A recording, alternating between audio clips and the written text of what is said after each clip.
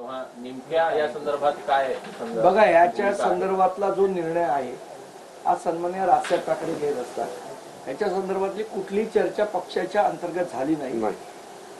महत्वाचा विषय जो काल पण मीही सांगितला, अविनाशनेही सांगितला, आमचं तोंड दुधाने पोळलं गेलेलं आहे, त्यामुळे आम्ही ताकही फुंकून पितो।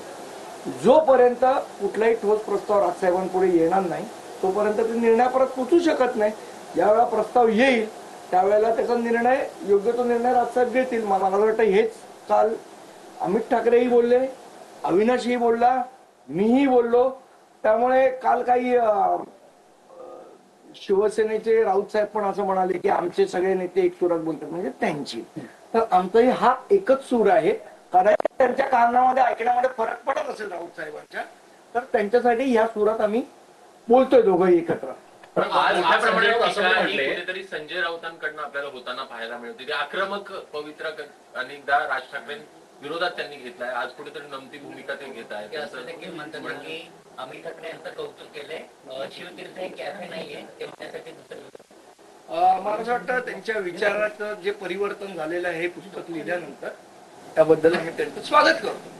पण एकच प्रश्न उरतो, तो म्हणजे परिवर्तन ही संसार का नियम आहे वगैरे याचा साक्षात्कार कदाचित गीता बिता वाचली असेल तर झाला असेल राऊतांना।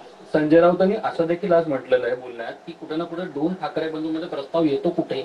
तुम्ही लोक आमच्या अनेक दिवसांपासून जे वक्तव्य करताय, तुम्ही पण आणि तुम्ही दोघं, तुम्ही प्रस्ताव कुठे आहे हा जो वक्तव्य तुम्ही करताय, राऊत असं म्हणतात दोन ठाकरे बंधूंना प्रस्तावाची काही गरज नाही, त्यावर कसं नाही। असं आहे की 2014 आणि 2017 तर दोन्ही घटनांचा साक्षीदार मीही आहे, अविनाशी आहे। आणि आम्हाला माहिती आहे की ज्या वेळेला आम्हाला पाहिजे होतं की आपण युती करावी अशी आमची भावना होती, त्यावेळेला बाळा नांदगावकर हे राजसाहेबांच्या आदेशाने मातोश्रीवर गेले होते। दुर्दैवाने उद्धव ठाकरेंनी त्यांना भेट दिली नाही। त्यानंतर सुभाष देसाई त्यांना भेटले, त्यावेळेला युती करावी असा राजसाहेबांचा निरोप आहे। हा निरोप घेऊन बाळा नांदगावकर गेलेले, ह्याला म्हणतात प्रस्ताव। जर डेफिनेशनच करायची झाली तर तसा कुठलाही प्रस्ताव अजूनपर्यंत तरी आमच्याकडे कोणाकडनंही आलेला नाही। त्यामुळे जोपर्यंत तो प्रस्ताव येत नाही तोपर्यंत त्याच्यावर राजसाहेब कसा निर्णय घेऊ शकतात? नाही, पण प्रस्ताव